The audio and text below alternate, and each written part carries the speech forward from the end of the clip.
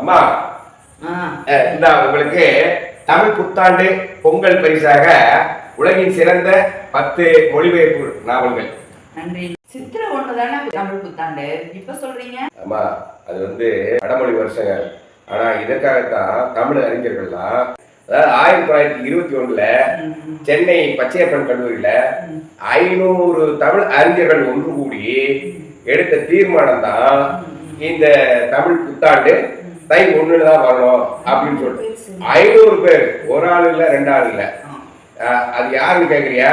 நான் சொல்றேன். மறைமலை அடிகள் அவருதான் திருவள்ளுவர் ஆண்டு எப்படி கணக்கிடுவது என்று அறிவிச்சவர். சரியா? இப்ப இருக்கிற வருஷம் இருக்கு இல்லையா, அது ஏன்னா நாளைக்குதான் திருவள்ளுவர் ஆண்டு பிறக்குது, நாளைக்கு. சரிங்களா? ஆமா ஆமா, தமிழ் வருஷம். ஆமா ஆமா ஆமா. அதேனா இப்ப இருக்கிற வருஷத்துல இருந்து 31 கூட்டிக்கிறது. அப்போ 2057 ஆண்டு பிறகுது.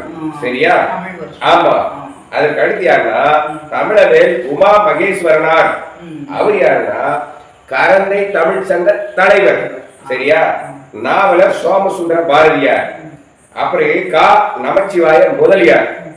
பிறகு அரசன் சண்முகனார், ராபி சேதுபிள்ளை அறிஞர், பண்டித நாமோ வேங்கடசாமி நாட்டார், பண்டித கா அப்பாத்துறையார், தேவநேய பாவாணர். இவர் அதி தீவிரமாக இந்த தமிழ் புத்தாண்டு தினத்தை கொண்டு போய் மக்கள்கிட்ட பரப்புறார்.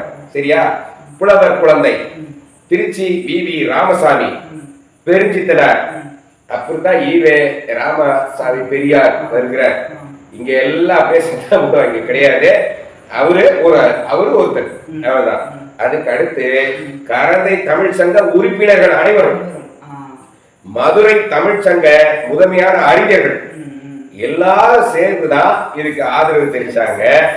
2008 கலைஞர் ஆட்சியில இது அறிவிக்கப்பட்டது. ஜனவரி 23. இது பிப்ரவரி 1 இருந்து இது மசோதா தாக்கல் செய்யப்பட்டு நிறைவேற்றப்பட்டது. சரிங்களா? இதுதான் உண்மையான வரலாறு. அதாவது தமிழ் புத்தாண்டா அறிவிச்சதுக்கான வரலாறு. ஆமா ஆமா. அதனால நன்றி உடையவர்களாக இருக்கணும் தமிழர்கள் அனைவரும். திருவள்ளுவர் படிக்கிறதுல, அவையார் படிக்கிறதுல, வள்ளலார் படிக்கிறதுல, சித்தர்கள் படிக்கிறதுல.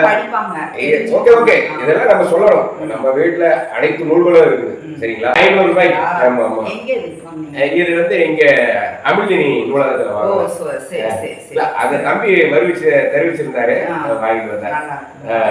நன்றி, வணக்கம். இது மாதிரி புத்தாண்டுல நம்ம என்ன உறுதிமொழி எடுத்துக்குவோம், நிறைய வாசிப்போம். நன்றி, வணக்கம்.